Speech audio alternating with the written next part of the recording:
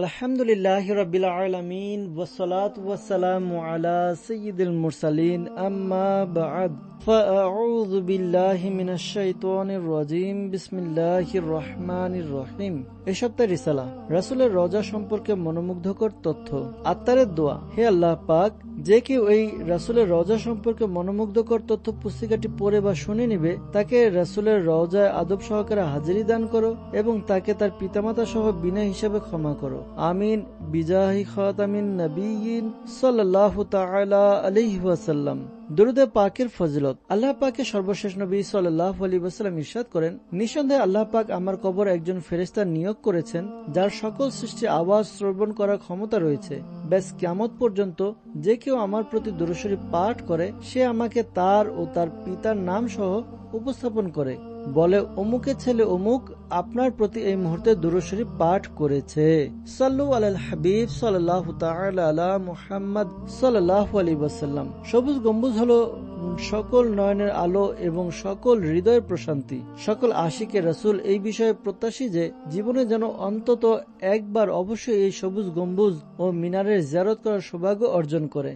Medina শরীফের সবচেয়ে বরকতপূর্ণ তথা সমগ্র বিশ্বের মহান দর্শনীয় স্থান হলো রাসূলের এই রওজা। কোন এক আশিকে রাসূল কতই না সুন্দর লিখেছেন, এজাজ ইয়ে হাসিল হ্যায় তো হাসিল হ্যায় জমি কো, আফলাক পে তো গুম্বদে খজরা নেহি কোই। সাল্লু আলাল হাবিব সাল্লাল্লাহু তাআলা আলা মুহাম্মদ সাল্লাল্লাহু আলাইহি ওয়াসাল্লাম। প্রিয় নবী সাল্লাল্লাহু আলাইহি ওয়াসাল্লামের আরশতুল্য বাসস্থান। মসজিদে নববী শরীফের পূর্ব দিকে এই নুরানি অংশটি অবস্থিত, যেখানে রাসূল পাক সাল্লাল্লাহু আলাইহি ওয়াসাল্লাম শায়িত আছেন। এটি সেই হুজরায়ে মুবারাকা যা মসজিদে নববী শরীফ প্রথমবার নির্মাণকালেই নবী করিম সাল্লাল্লাহু আলাইহি ওয়াসাল্লামের বসবাসের জন্য নির্মাণ করা হয়েছিল এবং এখানেই উম্মুল মুমিনিন হযরত সাইয়্যিদাতুনা আয়েশা সিদ্দিকা রাদিয়াল্লাহু তাআলা আনহা প্রায় 9 বছর যাবত আপন মাথার মুকুট সাহিবে মিরাজ হুজুর সাল্লাল্লাহু আলাইহি ওয়াসাল্লামের কদমে উপস্থিত ছিলেন। এই কারণে একে হুজরায়ে আয়েশাও বলা হয়। চুনা ও মাটির নির্মিত দেয়াল, খেজুরের ডাল ও পাতার ছাদ সম্বলিত সংক্ষিপ্ত আয়তনের এই ঘরটি হয়তো তখনকার দিনে মদিনা শরীফের একটি সাধারণ ভবনই ছিল।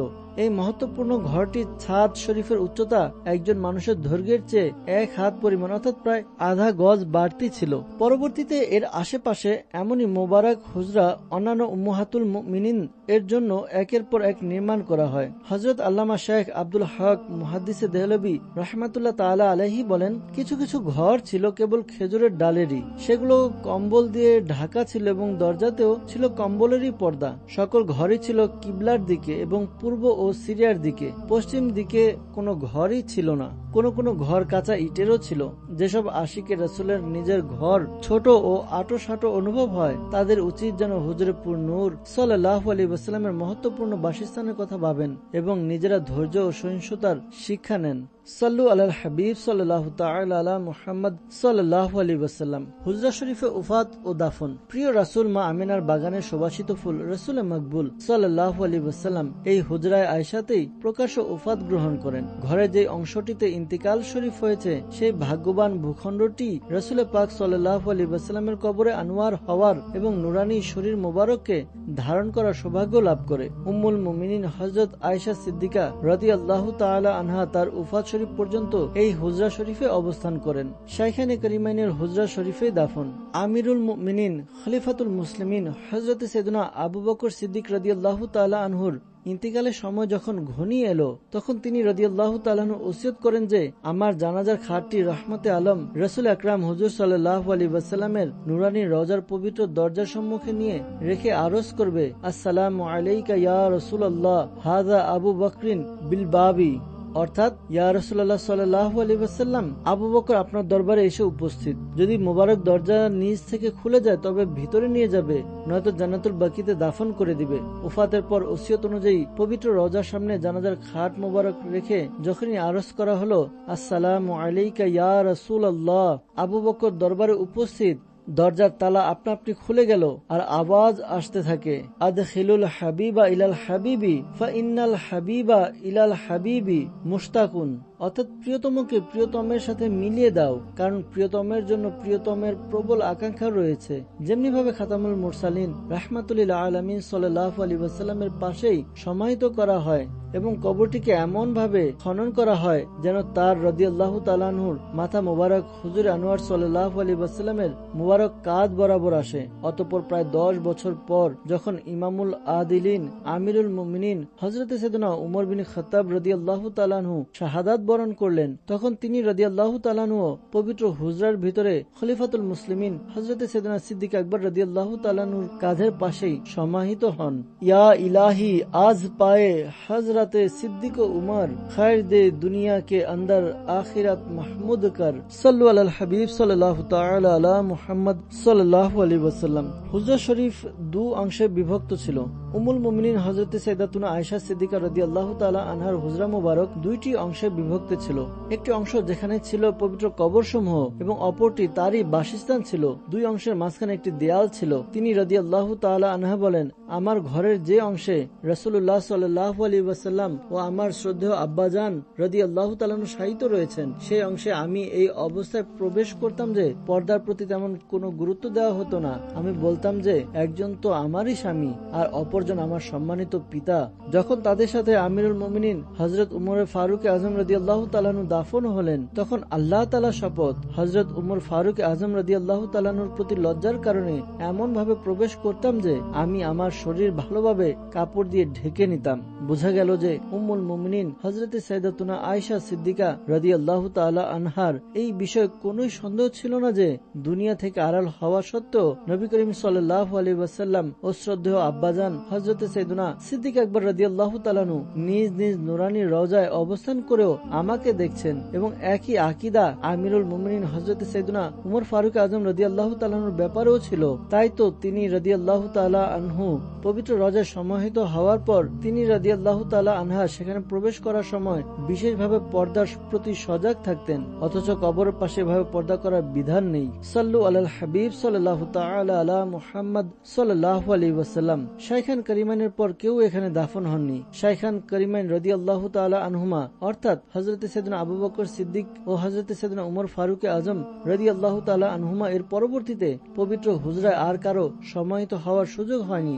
যুন নুরাইন জামিউল কুরআন হযরতে সাইয়েদনা উসমান ইবনে আফফান রাদিয়াল্লাহু তাআলা আনহুর শাহাদাত যদিও মদিনা মুনাওয়ারাতেই হয়েছিল, কিন্তু একটি ষড়যন্ত্রকারী দল হুজরা শরীফের ভেতর তাকে দাফন করতে দেয়নি। অতএব তাকে জান্নাতুল বাকিতেই দাফন করা হয়। পক্ষান্তরে মাওলা মুশকিল কুশা হযরত আলী মুর্তদা শেরে খোদা রাদিয়াল্লাহু তাআলা আনহুর শাহাদাত মদিনা শরীফ হতে অনেক দূরে কুফাতে হয়েছিল, তাই তার দাফনও হুজরা মুবারকে হয়নি। যখন নবী দহিত্র হযরতে সাইয়েদুনা হাসান মুজতাবা রাদিয়াল্লাহু তাআলা আনহুকে বিষ খাইয়ে শহীদ করা হয় আর তাকে যখন হুজরা মুবারাকায় দাফন করার চেষ্টা করা হয়, তখন সেই সময়কার মদিনা শরীফের গভর্নর ছিল মারওয়ান, যে আহলে বাইতের বিরোধিতা করত। সে সশস্ত্র বাধা প্রদান করলো। অতএব রক্তক্ষয়ী সংঘর্ষ এড়াবার জন্য হযরতে সাইয়েদুনা ইমাম হাসান রাদিয়াল্লাহু তাআলা আনহুকে জান্নাতুল বাকিতেই দাফন করা হয়। সাল্লু আলাল হাবিব সাল্লাল্লাহু তাআলা আলা মুহাম্মদ সাল্লাল্লাহু আলাইহি ওয়াসাল্লাম।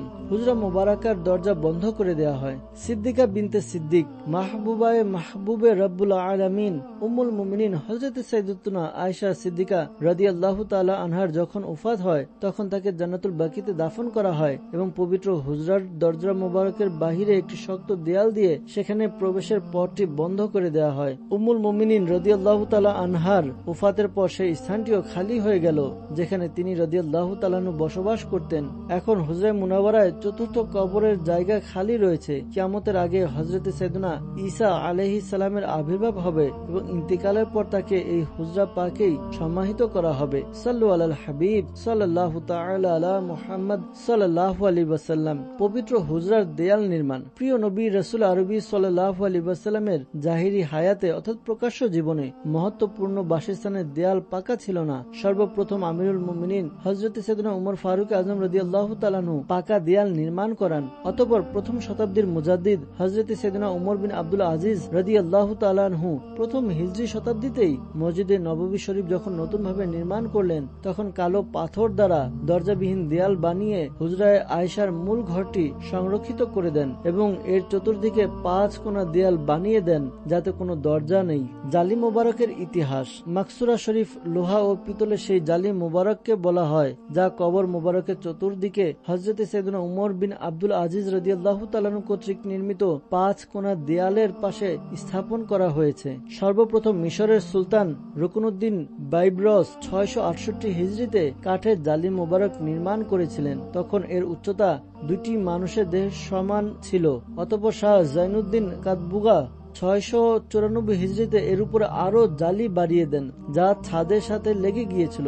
886 হিজরি সনে অগ্নিকাণ্ডের দুর্ঘটনায় এই জালি মোবারক শহীদ হয়ে গেলে সুলতান কাতিবাই লোহা আর পিতলের জালি তৈরি করে দেন যাতে পিতলের জালিগুলো কিবলার দিকে আর লোহার জালিগুলো বাকি 3 দিকে স্থাপন করা হয়। মাকসুরা শরীফে কয়েকটি দরজা রয়েছে, একটি কিবলার দেয়ালে যার নাম বাবুত তওবা, একটি পশ্চিমের দেয়ালে যাকে বাবুল ওয়াফুদ বলা হয়, একটি পূর্বের দেয়ালে যার নাম বাবে ফাতেমা আর একটি উত্তরের দেয়ালে যাকে বাবু তাহাজ্জুদ বলা হয়। বাবে ফাতেমা ব্যতীত সবকটি দরজা সর্বদা বন্ধই থাকে।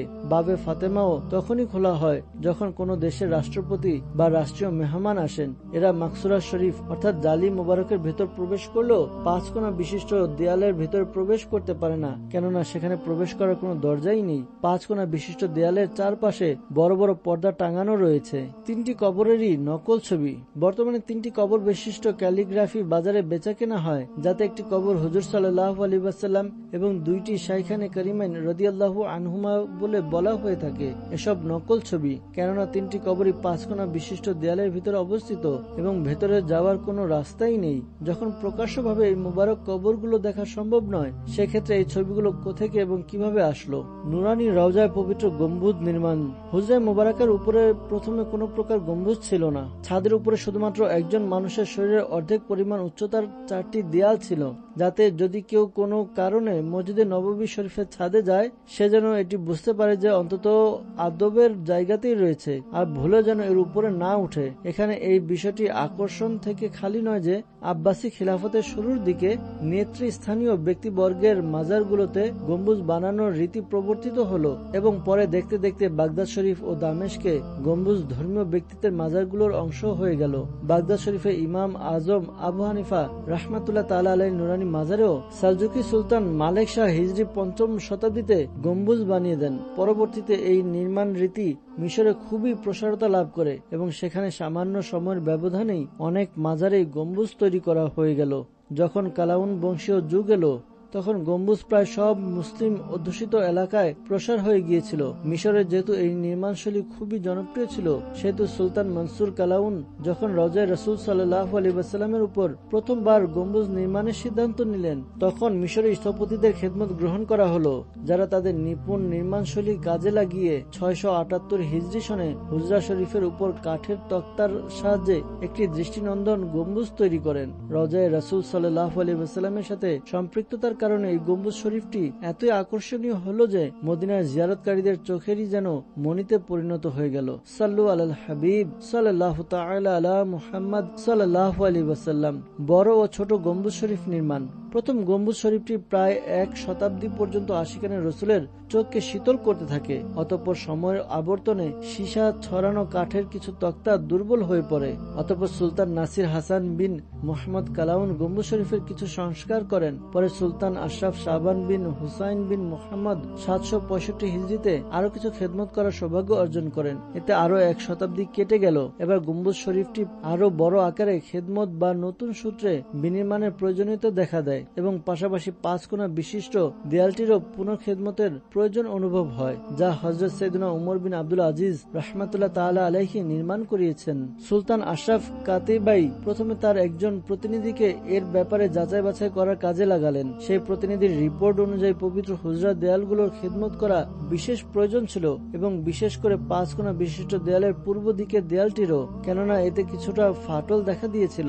অতএব 14 শাবানুল মুআজ্জম 881 হিজরিতে 5 কোনা শরীফের দুর্বল অংশটি খুলে ফেলা হয়। পাশাপাশি পবিত্র হুজরার পুরাতন ছাদ শরীফটিও সরানো হলো এবং পূর্ব দিকের প্রায় 1/3 উপর ছাদ ঢালাই করা হলো, যা মাটির ঘরের মতো মনে হতো। আর বাকি 2 অংশে ছাদের ব্যবস্থা করা হয়নি, বরং এর উপর 3টি মোবারক কবরের মাথার দিকে নকশা পাথর দিয়ে বানানো একটি ছোট কিন্তু উচ্চ মর্যাদা সম্পন্ন গম্বুজ হুজরা শরীফের উপর নির্মাণ করে দেয়া হয়। এর উপর সাদা মরমর পাথর লাগানো হয় আর পিতলের চাঁদ স্থাপন করা হয়। এর উপর মসজিদে নববী শরীফের ছাদকে আরো উঁচু করে দেয়া হয়, যাতে এই ছোট গম্বুজটি তার চাঁদ সহ মসজিদে করিমের ছাদ শরীফের নিচে চলে আসে।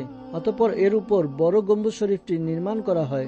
17 শাবানুল মুআজ্জম 881 হিজরিতে হুজরা শরীফের খিদমত ও নবায়নের কাজ শুরু হয় এবং 2 মাসে কাজ সম্পন্ন হয়ে যায়। এই কাজ 7 শাওয়ালুল মুকাররম 881 হিজরিতে শেষ হয়। সুলতান কায়েতবাই 22 জিলহজ 881 হিজরি সনে মদিনা শরীফে উপস্থিত হলেন এবং তিনি সেই স্থানে দাঁড়িয়েই হাজিরি দিলেন যেখানে দাঁড়িয়ে সাধারণ লোকজন সালাম আরজ করে থাকেন, অর্থাৎ পবিত্র জালি মুবারকের সামনে দাঁড়িয়েই মুওয়াজাহা শরীফের সামনে থেকে। তাকে জালি মুবারকের ভিতরে প্রবেশ করার জন্য বলা হলে তিনি বললেন, আমি এর উপযুক্ত নই। যদি সম্ভব হতো তবে আমি মুওয়াজাহা শরীফ থেকেও দূরে দাঁড়িয়ে সালাম পেশ করতাম। সাল্লু আলাল হাবিব সাল্লাল্লাহু তাআলা আলা মুহাম্মদ সাল্লাল্লাহু আলাইহি ওয়াসাল্লাম। আজানের সময় মুয়াজ্জিনের উপর আকাশ থেকে বজ্রপাত হলো। 13 রমজানুল মুবারক 886 হিজরিতে মদিনার পূর্বাকাশ মেঘলা ছিল। মুয়াজ্জিন সাহেব যথারীতি প্রধান মিম্বরের উপর আজান দেওয়ার উদ্দেশ্যে উঠছিলেন। এমন সময় হঠাৎ একটি বজ্র তার উপর এসে পড়ল। মুয়াজ্জিন সাহেব ঘটনাস্থলেই শহীদ হন আর প্রধান মিনারটি মসজিদে নববী শরীফের দিকে পড়ে যায়। পবিত্র মসজিদে আগুন জ্বলে উঠল। হঠাৎ আগুনের লেলিহান শিখার কবলে পড়ে আরো 10 জন ব্যক্তি প্রাণ হারান। আগুন ও মিনারটি পড়ে যাওয়ার কারণে গম্বুজ শরীফেরও কষ্ট অনুভূত হলো এবং কিছু ধ্বংসাবশেষ পবিত্র হুজরার ভিতরে হাজিরি দিতে পৌঁছে গেল। তবে হুজরা শরীফ কষ্ট পাওয়া থেকে নিরাপদ ছিল। যদিও তাৎক্ষণিকভাবে জরুরি ভিত্তিতে নির্মাণের খেদমত করে দেয়া হয়, তবে পূর্ণাঙ্গ রিপোর্ট সহকারে সুলতান কায়েতবাইয়ের নিকট রমজানুল মুবারকের 16 তারিখে দূত মারফত বার্তা পাঠানো হয়। সুলতান মিশর থেকে প্রয়োজনীয় সামগ্রী এবং 100-এর বেশি স্থপতি, কারিগর ও শ্রমিক মদিনা শরীফে পাঠিয়ে দিলেন। কাজ শুরু করে দেয়া হলো। বাইরের গুম্বদ শরীফটি যেটি বেশি কষ্ট পেয়েছিল তা সম্পূর্ণ সরিয়ে নেওয়া হলো। সুলতান কায়েতবাইয়ের নির্দেশে 892 হিজরি সনে বাইরের দিকে নতুন একটি গম্বুজ শরীফ নির্মাণ করা হলো, যা শতাব্দীর পর শতাব্দী দাঁড়িয়ে আছে। কোন বিশেষ প্রয়োজনে তুর্কি সুলতান মাহমুদ বিন আব্দুল হামিদ খান সুলতান কায়েতবাই কর্তৃক নির্মিত গম্বুজ শরীফটি শহীদ করে দিয়ে 1232 হিজরিতে দ্বিতীয়বারের মতো গম্বুজ শরীফ তৈরি করেন।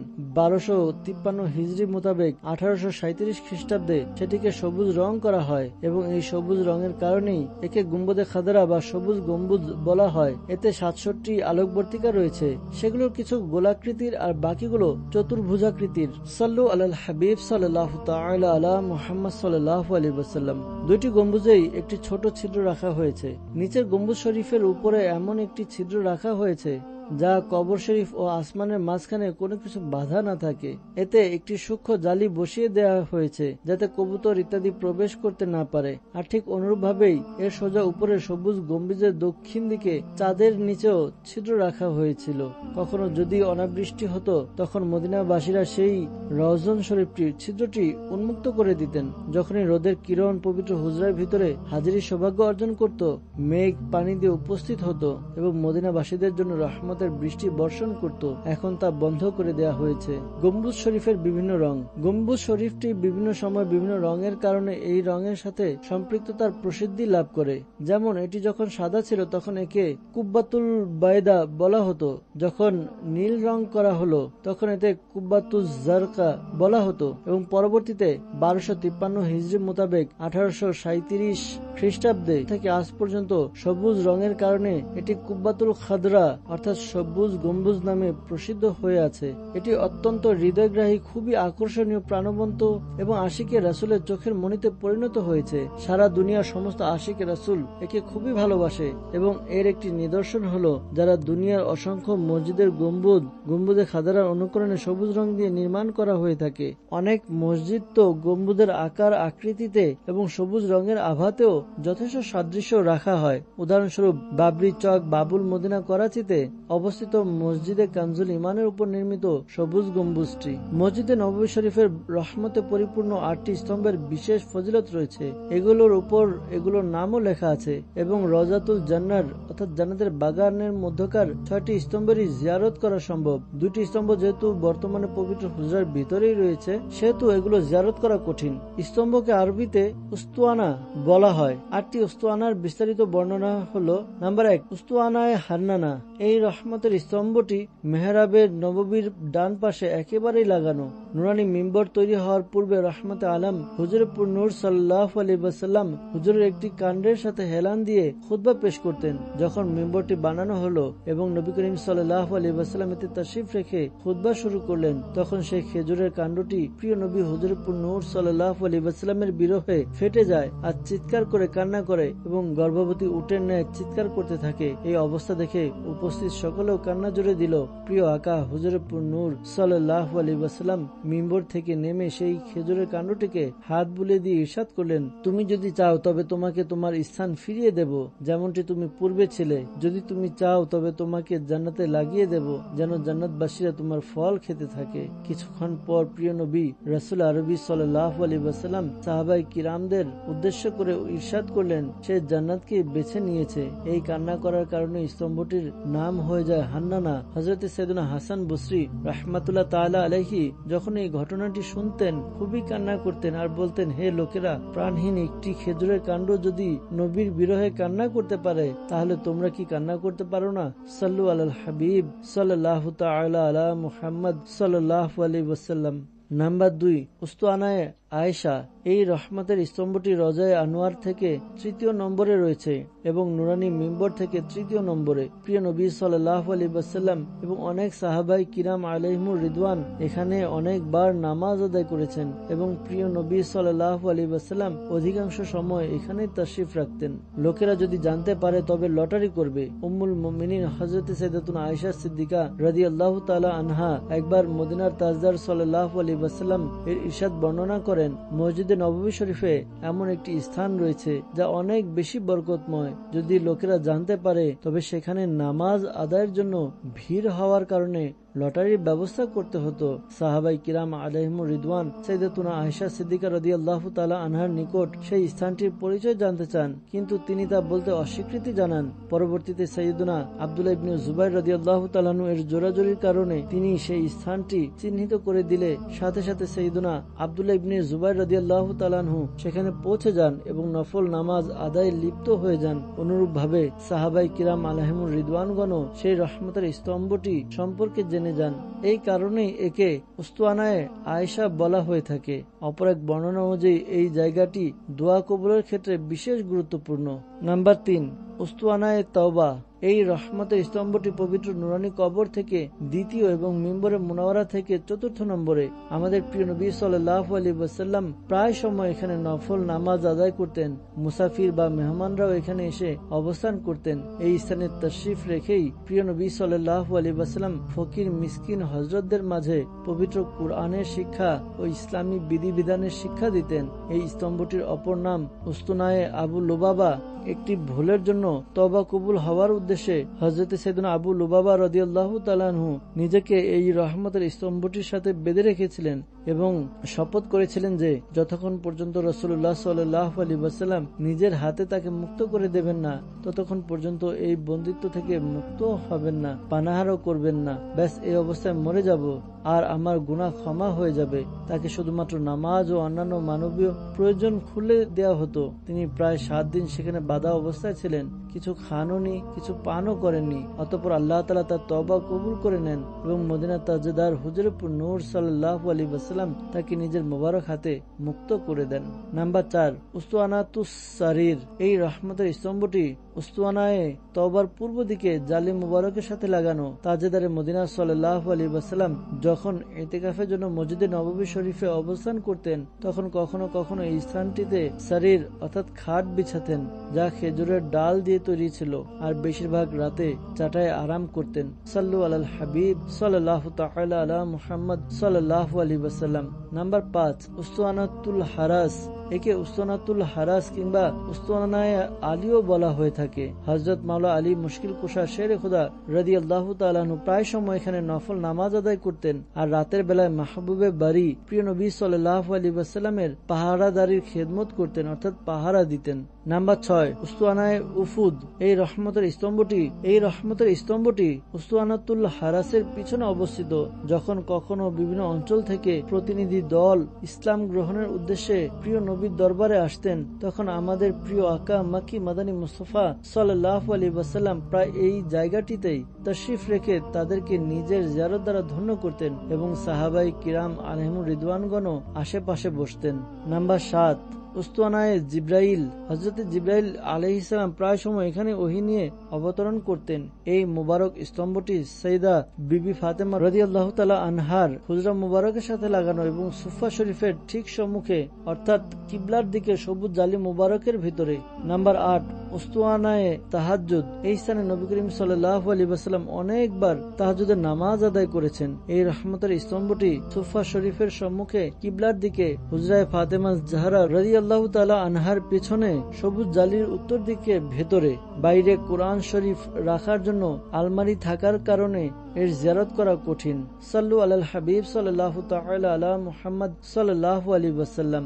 অন্যান্য স্তম্ভগুলো বরকতময়। মসজিদে নববী শরীফের উক্ত ৮টি বরকতময় স্তম্ভ নিঃসন্দেহে অত্যন্ত ফজিলতপূর্ণ, কিন্তু অন্যান্য স্তম্ভগুলো বরং সমগ্র মসজিদ শরীফই বরকতপূর্ণ। পুরাতন মসজিদে নববী শরীফের প্রতিটি স্তম্ভের উপরই নবী করিম সাল্লাল্লাহু আলাইহি ওয়াসাল্লামের মোবারক দৃষ্টি পড়েছে এবং কোন স্তম্ভ এমন নেই যার পাশে সাহাবায়ে কিরাম আলাইহিমুর রিদওয়ান নামাজ আদায় করেননি। সহিহ বুখারী শরীফে উল্লেখ রয়েছে, হযরত সাইয়েদনা আনাস বিন মালিক রাদিয়াল্লাহু তাআলা আনহু বলেন, আমি নবী রাহমাত শফি উম্মত তাজেদারে রিসালাত সাল্লাল্লাহু আলাইহি ওয়াসাল্লামের বড় বড় সাহাবায়ে কিরাম আলাইহিমুর রিদওয়ানদের দেখেছি যে মাগরিবের সময় তারা স্তম্ভগুলোর দিকে অগ্রসর হতেন, অর্থাৎ তাড়াতাড়ি পৌঁছে যেতেন। সাল্লু আলাল হাবিব সাল্লাল্লাহু তাআলা আলা মুহাম্মদ সাল্লাল্লাহু আলাইহি ওয়াসাল্লাম। রাজাতুল জান্নাহ অর্থাৎ জান্নাতের বাগান। তাজেদারে মদিনা সাল্লাল্লাহু আলাইহি ওয়াসাল্লামের হুজরা শরীফ, যেখানে হুজুরে নূর সাল্লাল্লাহু আলাইহি ওয়াসাল্লামের নুরানি মাজার শরীফ বিদ্যমান রয়েছে, এবং নুরানি মিম্বর শরীফের, যেখানে তিনি সাল্লাল্লাহু আলাইহি ওয়াসাল্লাম খুতবা প্রদান করতেন। মধ্যবর্তী অংশ যার দৈর্ঘ্য 22 মিটার এবং প্রস্থ 15 মিটার, এটি রাজাতুল জান্নাহ বা জান্নাতের বাগান, যেমনটি আমাদের প্রিয় নবী সাল্লাল্লাহু আলাইহি ওয়াসাল্লামের বাণী।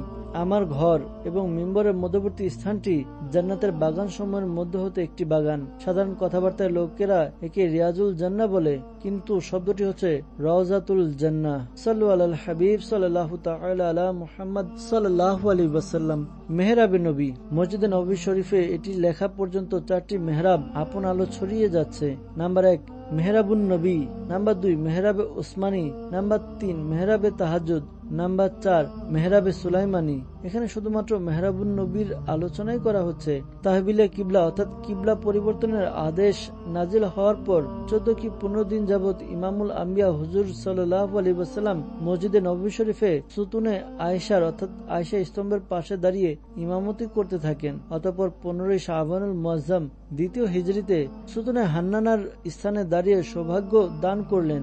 এই মেহরাব শরীফটি এই জায়গাটিতে কাবা শরীফের মিজাবে রহমতের দিকে নির্মিত হয়েছে। হুজুর সাল্লাল্লাহু আলাইহি ওয়াসাল্লাম এবং খুলাফায়ে রাশিদিন আলাইহিমুর রিদওয়ান সোনালী যুগে মেহরাবের বর্তমান পদ্ধতি প্রচলিত ছিল না। তা প্রথম শতাব্দীর মুজাদ্দিদ হযরত সাইয়েদনা ওমর বিন আব্দুল আজিজ রাদিয়াল্লাহু তাআলা আনহু খলিফা ওয়ালিদ বিন আব্দুল মালিকের নির্দেশে 88 হিজরি সনে অর্থাৎ 706 খ্রিস্টাব্দে উদ্ভাবন করেন, এবং এটি হলো সেই বিদআতে হাসানা যা সমস্ত উম্মতগণ গ্রহণ করে নিয়েছেন। আর বর্তমানে দুনিয়ার সকল মসজিদেই মেহরাবগুলো হযরত সাইয়েদনা উমর বিন আব্দুল আজিজ রাদিয়াল্লাহু তাআলা আনহুর উদ্ভাবন থেকেই বরকত লাভ করেছে। এতে এই শিক্ষাও রয়েছে যে সাহাবায়ে কিরামগণ আলাইহিমুর রিদওয়ানের যুগে কোনো কিছু বিদ্যমান না থাকা সেটিকে নাজায়েজ করে দেয় না।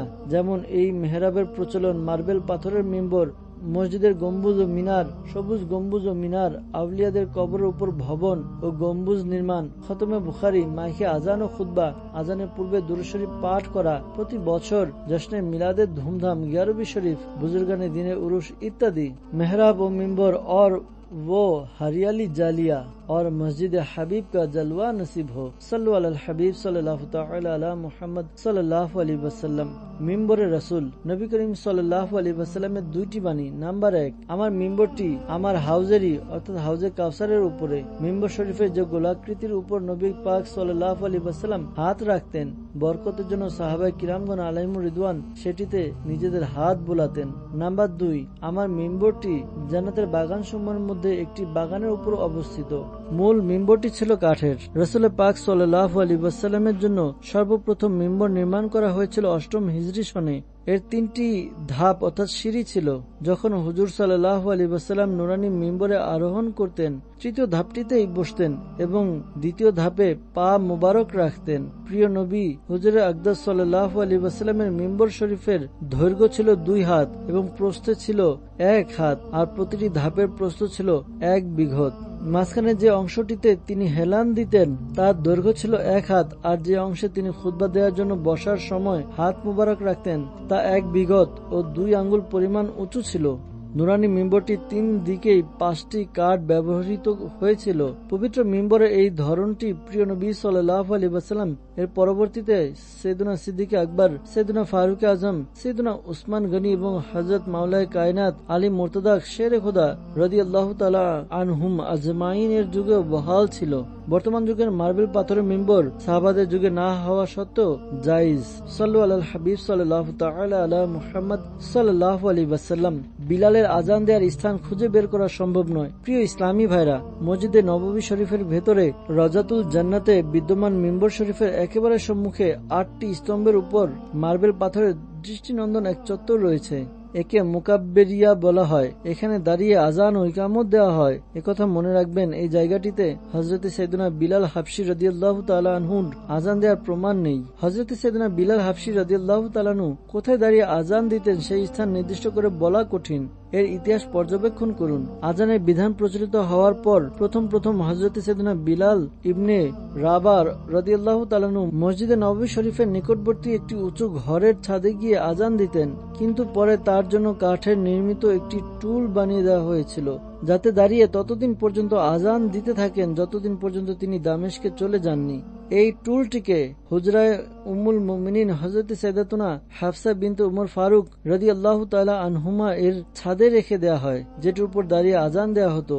পরবর্তীতে উমর ফারুকের পরিবারেরা সেটিকে সাইয়েদুনা হযরত বিলাল ইবনে রাবাহ হাবশী রাদিয়াল্লাহু তাআলা এর তাবারুক ও নিদর্শন স্বরূপ সংরক্ষণ করে রাখেন, যা শতাব্দী কাল পর্যন্ত সংরক্ষিত ছিল। কুতুবউদ্দিন হানাফি তার মদিনার ইতিহাসে এই কথা সত্যায়ন করেছেন যে তার সময়ও সেই টুলটি হযরত সাইয়েদুনা বিলাল হাবশী রাদিয়াল্লাহু তাআলা আনহুর নিদর্শন রূপে সংরক্ষিত ছিল। অতঃপর যখন উমর পরিবারের ঘরটিকে মাদ্রাসায় রূপান্তরিত করে দেয়া হলো, তখনও সেই বরকতপূর্ণ নিদর্শনটি বহাল ছিল, কিন্তু 20 শতাব্দীর প্রারম্ভে সেটির বিস্তৃতির অতল গহরে হারিয়ে যায়। সাল্লু আলাল হাবিব সাল্লাল্লাহু তাআলা আলা মুহাম্মদ সাল্লাল্লাহু আলাইহি ওয়াসাল্লাম। সুফা শরীফ, ছায়াঘন ও ছায়া সম্পন্ন স্থানকে সুফা বলা হয়। মসজিদে নববী শরীফের বাবে জিব্রাইল আলাইহিস সালাম দিয়ে প্রবেশ করে কয়েক কদম যাওয়ার পর হাতের ডান দিকে সুফা শরীফ আপন আলো ছড়াচ্ছে। সুফাটি মাটি থেকে আধা কিলোমিটার উঁচুতে অবস্থিত।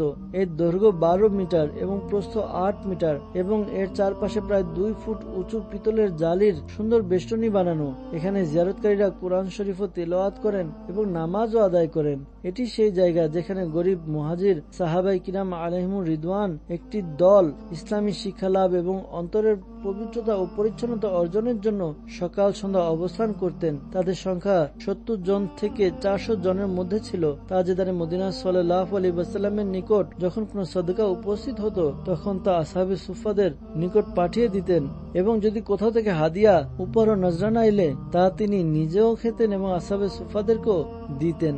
ইলমে দিনের এই আগ্রহীরা অত্যন্ত সাদাসিধে, গরিব ও মিসকিনি হতেন। তাদেরই মধ্যে একজন প্রসিদ্ধ সাহাবী হযরত সাইয়েদুনা আবু হুরায়রা রাদিয়াল্লাহু তাআলা আনহু বলেন, আমি 70 জন আসহাবে সুফাকে দেখেছি যাদের নিকট চাদরও ছিল না, শুধুমাত্র একটি তেহবন্দ বা কম্বল ছিল যা নিজের কাঁধের সাথে বেঁধে ঝুলিয়ে নিতেন, এবং তাও এতই ছোট হতো যে কারো হাঁটুর অর্ধেক পর্যন্ত ঢাকতো, আবার কারো গোড়ালি পর্যন্ত, আর সেটিকে হাত দিয়ে ধরে রাখতেন যেন সতর্ক খুলে না যায়। সৈয়দনা মুজাহিদ রাদিয়াল্লাহু তাআলা আনহু বলেন, হযরত সৈয়দনা আবু হুরায়রা রাদিয়াল্লাহু তাআলা আনহু বলতেন, শপথ সেই পবিত্র সত্তার যিনি ব্যতীত অন্য কোনো মাবুদ নেই, আমি অনেক সময় ক্ষুধার জ্বালায় আমার পেট আর বুককে মাটির সাথে লাগিয়ে দিতাম এবং কখনো কখনো পেটে পাথর বেঁধে নিতাম যেন সোজা হয়ে দাঁড়াতে পারি। রাহমাতুল আলামিন হুজুর সাল্লাল্লাহু আলাইহি ওয়াসাল্লাম ইলমে দ্বীনের এসব আশিকদের সাহস যোগাতে গিয়ে আন্তরিক প্রেমময় প্রশংসামূলক বাক্য দ্বারা দয়া করে তাদের ইরশাদ করেন, যদি তোমরা জানতে পারতে যে বিশ্ব প্রতিপালক আল্লাহ তাআলা তোমাদের জন্য কি কি নিয়ামতসমূহ তৈরি করে রেখেছেন, তাহলে তোমরা কামনা করতে যে এই অভাব অনটনের অবস্থা যদি আরো দীর্ঘায়িত হতো। जुस्तुजू में क्यों फेरे माल की मारे मारे, हम तो सरकार के टुकड़ों पे पाला करते हैं। सल्लु अलल हबीब सल्लल्लाहु ताला अला मुहम्मद सल्लल्लाहु ताला अलैहि वसल्लम।